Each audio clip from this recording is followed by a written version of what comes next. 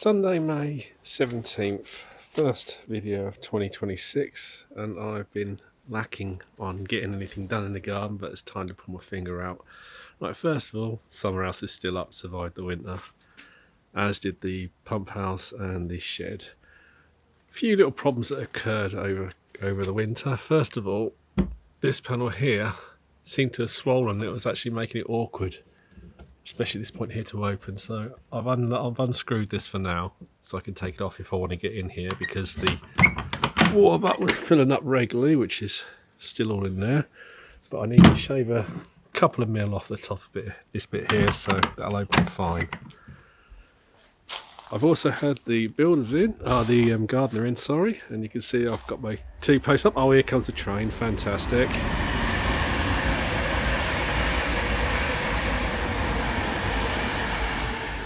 I had the step and the fence post put in, so that's going to be for the washing line and for the hammock, which I've still got.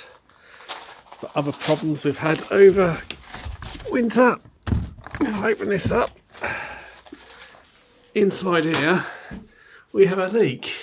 Now you can see there's a split all the way along here. This is where I've screwed in the nails. It's gone down, it's gone pretty harsh. I think it's expanded and contracted with the weather, and there are some parts of the nail poking through there, but ultimately it's leaking. Not bad, but it's coming through the nail. So what I'm going to do is I got some glue stuff you put over the nail heads. Oh, there's another train, I don't know if you can hear me or not. Basically I'm going to patch, put the glue on top, and then going to cut a small square felt over all the screws, over all the nail heads. So that's going to take me a while. I've been thinking about what I'm going to do on the inside of here, and I am going to put up an internal wall essentially. So I'm thinking insulation in here, and then a chipboard wall or whatever board along all the insides. Regarding the windows, I'm not happy with the fact that the paint has got on the inside and I can't really get it out. I was speaking to someone about it. He says, well, why don't you just take the windows out? And to be honest with you, that's not a bad idea. So I'm thinking I may take the windows out, give them a proper clean up. I can then paint on the inside, and then I can reattach them afterwards. It's a bit of work, but it'll be worth it in the long run, I think. So there's that. What else is there? Oh, I've got a problem with the gates. Now, they do hold, but they have been opening up when the wind's harsh. I also don't like the fact there's loads of rust coming through on the nails that sort of wash down into everything, but that's a trivial problem. But first of all, I'm ordering a bolt for here so I can actually shut this properly. I've actually got that in my book in my order lot from Amazon, and that's coming through in a couple of days' time. Also, when these are open, as you can see, I've got them attaching to, let's get the camera right, they attach that metal clip onto that magnet, but the magnets are not holding as good as I like. Now, why don't you get stronger magnets? That's an idea, but no, I don't want that. If I want these open, I want them to stay open. So I'm thinking of a different way to do that. I've got an idea. It's going to be bizarre when it comes through. Oh, there's another train. There we go. Now, whenever I try to record a bloody video, a train comes past. I'm thinking of another way of when the doors are open, they stay open. And I don't want to use hooks or latches. Oh, and another train on top of that, the other side. Fantastic. I don't want to use hooks like I've got on this shed. So I've got a different idea for that. Something bizarre. It'll look good when it's done, but it'll be crazy to do. But anyway, I would have done some this weekend, but it's been off and on rain. I mean, it's bright and sunny now, but 10 minutes ago it was absolutely pissing it down. So still got to do that side as well. I'm thinking I'm going to have to take that out and redo that. I don't like, although it doesn't really show too much. Well, it does actually. These are not square, so the frame is fine. I can undo the frame, but the actual slats that go across, I'm going to redo that from scratch. With regards to electronics, I've been rethinking what I'm doing, and I'm over-engineering it just a little bit more, as is the way. But hopefully I'll have this schematic sorted for that, and I can order that from OSH Park in the next week or so.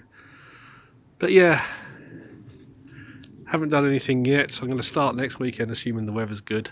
I've got to build the frame up on the inside so I can get on the roof. I think that's job number one, really. I've got all the wood for it here, but of course it's going to be slightly out of measurement because the floorboards weren't there when I done this last.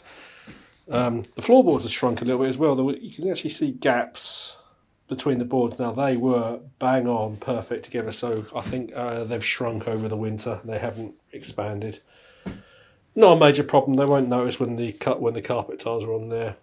I'm thinking the carpet tile is going to be black, but what colour do I do the walls once I put the walls on? Well, I'm thinking white. Let's not have some black and white in here.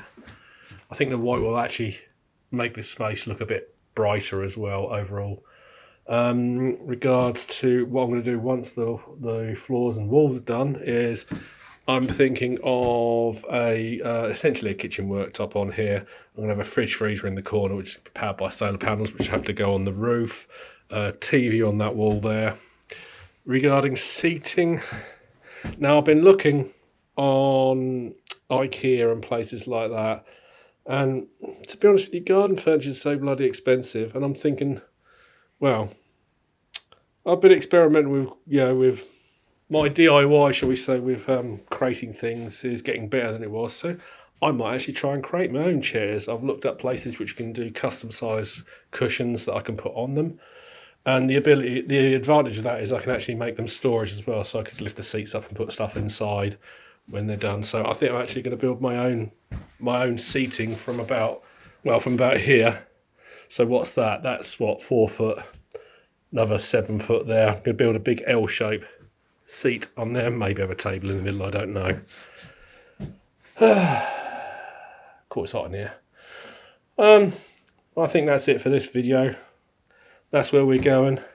Oh, windows as well. I know, additional to the windows, I was thinking about having automated Roman blinds, so when I open the door, the blinds go up, and when I close the door, the blinds go down. I'm going away from that idea.